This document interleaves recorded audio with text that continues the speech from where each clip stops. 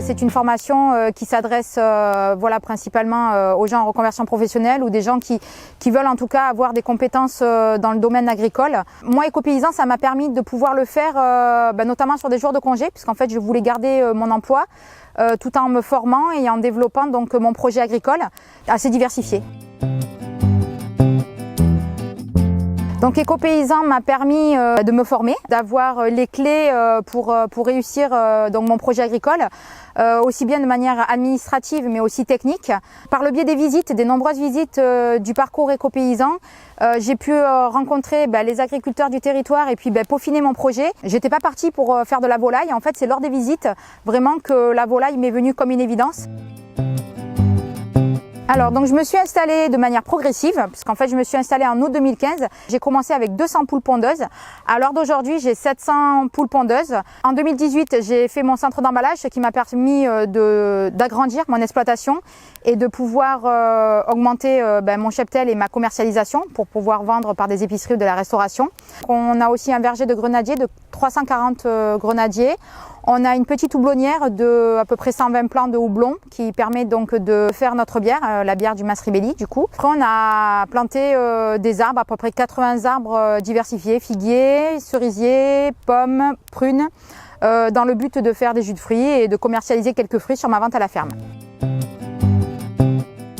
Je pense qu'Écopaysan est une formation assez complète. Je le conseillerais donc aux gens qui sont en reconversion professionnelle et qui cherchent à vraiment peaufiner leur projet, mais également sur des porteurs de projets qui ne sont pas encore décidés à 100% et qui ont besoin de compléter leur cursus de formation.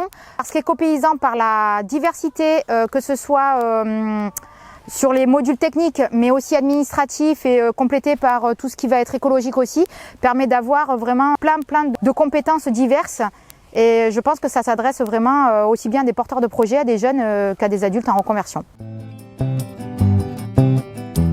Oui, alors j'ai gardé contact avec des collègues Écopaysan lors de ma session Dominique et Stéphane, voilà. Il y avait eu aussi quelques apéros Écopaysan lors desquels on a pu se retrouver avec des anciens, mais oui, j'ai quelques liens. Par exemple, Dominique, je vends sa spiruline sur ma ferme, voilà. Alors j'ai continué à me former par le biais des ADR, Agribio, Civam principalement, un petit peu chambre d'agriculture aussi, sur des formations spécifiques, par exemple la biosécurité des volailles, l'alimentation des volailles, la santé des volailles, puisque je suis quand même sur une exploitation essentiellement basée sur les volailles. J'ai fait également des formations en agroforesterie pour en savoir un petit peu plus sur mon projet de plantation. Donc on avait pu dessiner un peu le design avant de planter.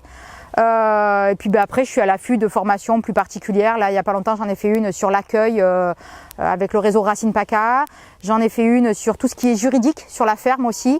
J'ai également fait une formation sur tout ce qui est séchage et four solaire avec la PTE. Puisque le fait d'avoir des fruits, je commercialise aussi quelques fruits séchés de temps en temps. Voilà, donc j'essaye dans la mesure du possible de compléter mes formations depuis Écopaysan. Eh bien, en tant que femme, ce qui n'est pas toujours évident sur une exploitation agricole, c'est d'avoir des compétences notamment en mécanique ou tout ce qui est force physique, donc les travaux notamment de curage du poulailler, où des fois je fais appel à des bras forts. Donc j'ai quelques difficultés, on va dire, dans ces domaines-là, mais qui peuvent être compensées par de l'entraide notamment. Être une femme, c'est quand même aussi une force parce que dans le domaine de l'élevage de volailles, on est nombreuses. À être des femmes et en fait on a monté aussi un collectif et un GI2E aussi et on se soutient les unes les autres et comme ça voilà, c'est sympa.